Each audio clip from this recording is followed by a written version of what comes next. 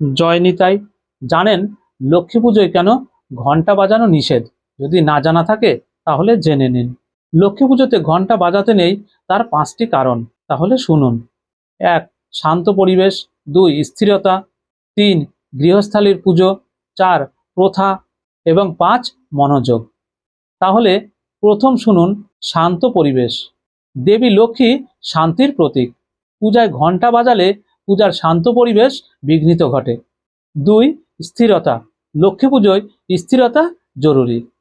ঘন্টার শব্দ অস্থিরতা বাড়ায় বা অমনোযোগী করে তোলে। 3. গৃহস্থালির পূজা। এটা বাড়ির পূজা, যেখানে মন্দিরের মতো উচ্চ শব্দের প্রয়োজন হয় না। 4. প্রথা। এটি একটি প্রচলিত প্রথা, যা বিশেষ লক্ষ্মী পুজোয় মেনে চলা হয়। 5. মনোযোগ।